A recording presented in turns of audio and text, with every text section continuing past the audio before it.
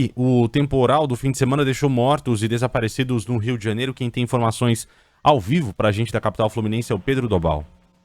E o Instituto Estadual do Ambiente afirma que o escoamento da água em bairros inundados, principalmente na Baixada Fluminense, está sendo dificultado pela maré alta. Os moradores de Duque de Caxias, na Baixada Fluminense, denunciam que o nível da água em alguns pontos voltou a subir mesmo depois de horas sem chuvas. Ao todo, 11 pessoas morreram e uma pessoa segue desaparecida em toda a região metropolitana do Rio. Segundo o INEA, a barragem de Saracuruna, também conhecida como Represa do Garrão, transbordou devido ao volume de chuva. O órgão também disse que não houve qualquer abertura de comporta, como era denunciado. Tá difícil de entender o Pedro Dobal. A gente vai tentar reconectar a ligação com o Dobal e trazer mais informações direto do Rio de Janeiro. Nós conversamos ontem, Barão, com o prefeito da cidade do Rio, Eduardo Paes, estava aqui no plantão, e ele dando uma recomendação para as pessoas não saírem de casa ontem. Tamanha era a chuva, essa era a recomendação. Não saiam de casa para que seja possível fazer um trabalho de limpeza na cidade do Rio de Janeiro. A Avenida Brasil, um dos principais corredores expressos da cidade, ficou completamente fechado. A zona norte da capital fluminense foi uma das áreas mais atingidas pela chuva e choveu bastante também aqui em São Paulo, Barão. Pois é, em São Paulo 2 pessoas morreram durante o temporal do final de semana. Juquitiba, na região metropolitana da capital, um menino de 6 anos ficou preso em um veículo arrastado pela enxurrada. O garoto estava com a avó, mas o homem conseguiu deixar a caminhonete. Em São Bernardo do Campo, na ABC Paulista, um homem de 49 anos morreu, justamente após ter a casa atingida por um deslizamento. Assim que o Dobal tiver ok, Renan, a gente pode retomar o contato com ele. Agora, vamos retomar? Então vamos lá. Fala aí, Dobal. Pois é, muitos bairros de Duque de Caxias, nesse momento, ainda com inundação, com as ruas alagadas. No bairro Pilar, por exemplo, há ruas com água na altura dos joelhos. No bairro Amapá, muitos imóveis ainda debaixo d'água. Em Duque de Caxias, nesse momento, 150 pessoas estão desabrigadas por causa das chuvas que atingiram a cidade. Muita gente perdeu móveis, perdeu eletrodomésticos também. O nível da água dos rios da região subiu muito e como a chuva se concentrou na cabeceira de alguns rios, só depois de horas sem chuva que essa água começou a chegar em Duque de Caxias, em municípios da Baixada Fluminense, e por isso o escoamento da água está sendo bem difícil, segundo os órgãos estaduais. É isso, né? A gente está vendo, não é de hoje, catástrofe seguida de catástrofe. É água, é seca, é deslizamento, é falta de comida. É um cenário que não vai melhorar. 2024, segundo os meteorologistas, quem analisa, né, a condição, mostra isso.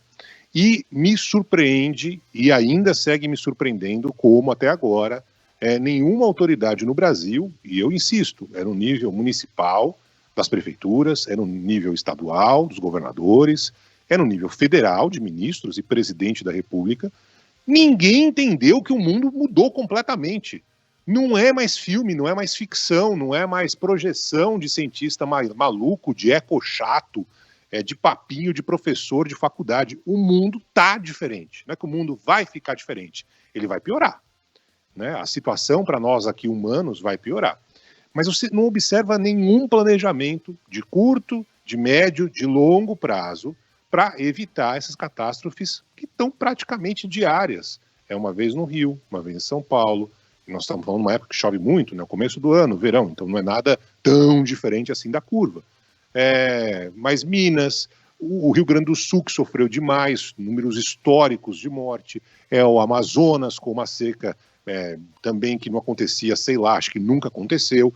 Enfim, e você não tem nenhum planejamento para evitar essas tragédias. Pelo contrário, você vê cada vez mais pessoas que não têm condições de morar de frente para o mar, numa cobertura maravilhosa, optando por morar em lugar que é área de deslizamento de terra, ou área que pode alagar, ou uma situação em que as enchentes que estão cada vez mais frequentes não tem nenhuma perspectiva de construir algum tipo de barragem, algum tipo de limite ali para evitar que as águas, que cada vez mais vão ser volumosas, transponham lá o espaço construído pelo homem.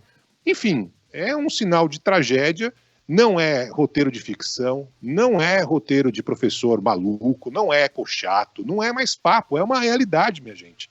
E não tem absolutamente nada sendo feito. 2023 foi o ano que mais teve gente morrendo no Brasil, por desastres naturais. 2024 está caminhando, a gente acabou de começar o ano, para uma situação semelhante. Você não tem nenhuma mudança, nenhuma perspectiva.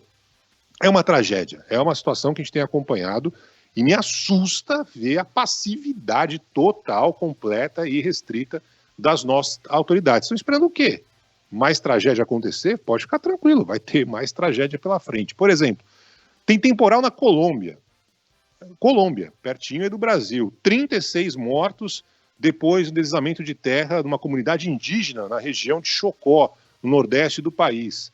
Ainda há desaparecidos, buscas por sobreviventes continuam no local, outras 20 pessoas ficaram feridas. Fim de semana, pelo menos 2 mortes confirmadas aqui nos Estados Unidos, temperaturas de 50 graus negativos.